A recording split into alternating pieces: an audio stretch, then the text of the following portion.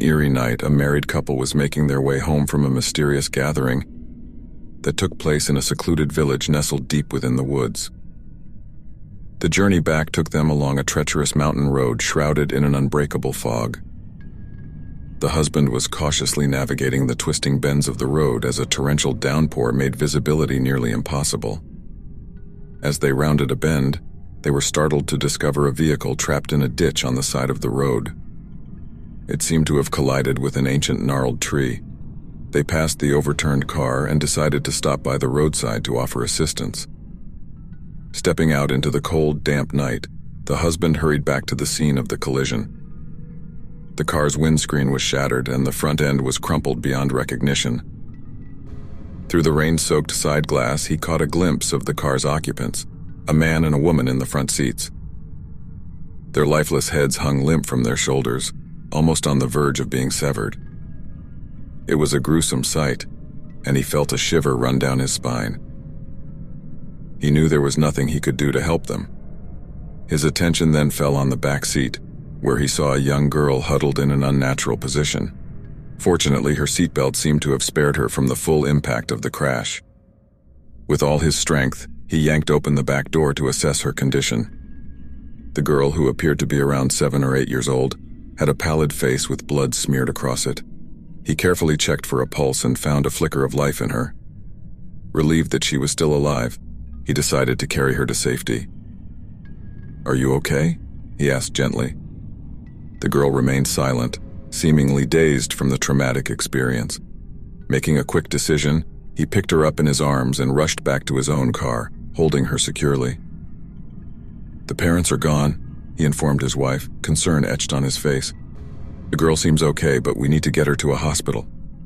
The wife agreed. "Let's find the nearest hospital quickly. She might have internal injuries." Placing the girl in the back seat, they covered her with a blanket to keep her warm. They sped off, a sense of urgency filling the car. The husband's eyes were fixed on the treacherous road ahead, and the wife scanned the map to find the quickest route to the hospital. As they drove, the husband recounted the horrific scene they had witnessed, the severed heads of the couple in the other car. His wife remained eerily silent. "I've never seen such a terrible accident," he said, his voice quivering. Still silent, his wife gazed into the distance, her eyes dilated.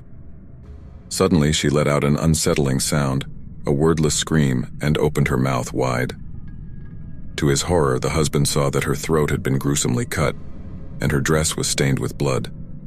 In a panic, he glanced at the rearview mirror, only to find the young girl licking a bloodied knife.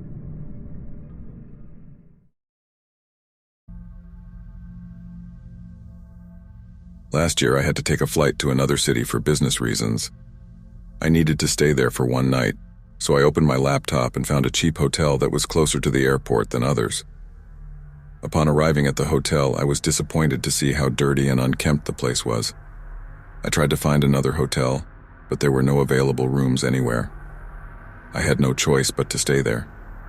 As I entered my room, I felt a heavy, unpleasant smell in the air. The room itself was eerie and cold.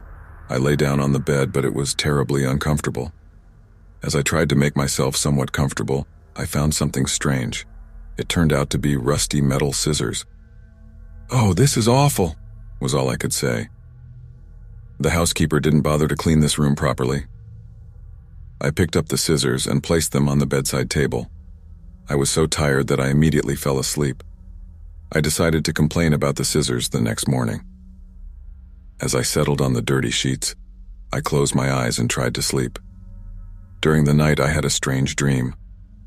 I felt as if someone was sitting on me, very heavily, and I sensed that this person was staring at me intently.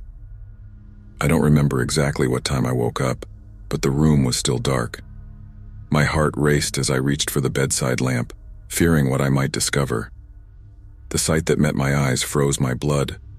The rusty scissors, once innocently resting on the table, now lay on my chest, their sharp blades threateningly pressing against my throat.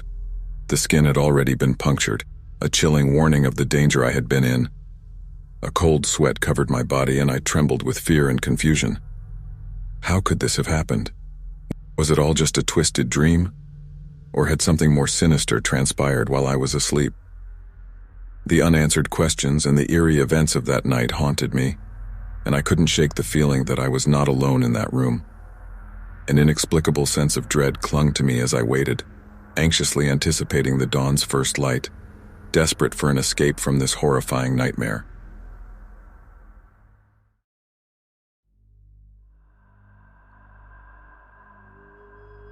When I was a little kid and still in school, my father often took me on hiking trips to the mountains.